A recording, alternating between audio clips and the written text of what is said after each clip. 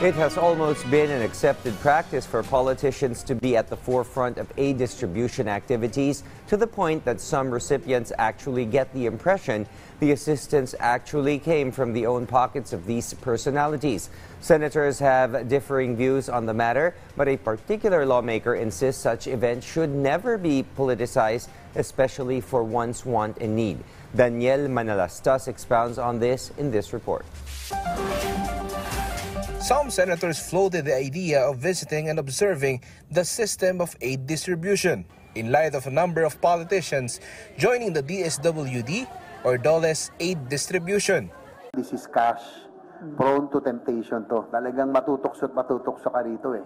Diba? So, dapat gawa ng paraan po ito ng mechanism, safeguards ng DSWD, ng DOLE, to make sure that this really goes to the rightful beneficiaries.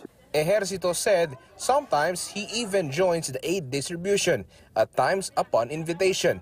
And he suggests, dapat sana, or kung pwede, hindi ko lang alam, take the politicians out of it eh. Diba? Ang hirap kasi kapag na-involve yung mga political leaders, magiging political program, it is being used.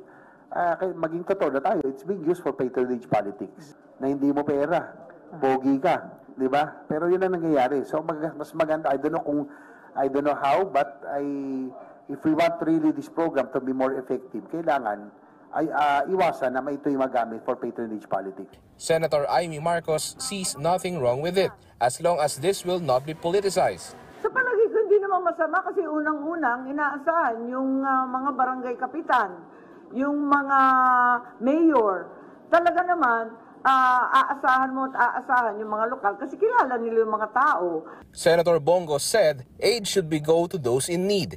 While according to the DSWD, tayo po kasi talaga, on the part of DSWD, talagang humihingi kami ng tulong doon sa ating mga stakeholders, sa ating mga partners, na yung iba kasi hindi naman natin mapigilan na mag-check, sabihin na natin, kasi trabaho din naman po talaga ng legislative na i-check kung paano natin ni-utilize yung budget, kasi sila po talaga ang power of the purse. Daniel Manalastas from the National TV Network for a new and better republic.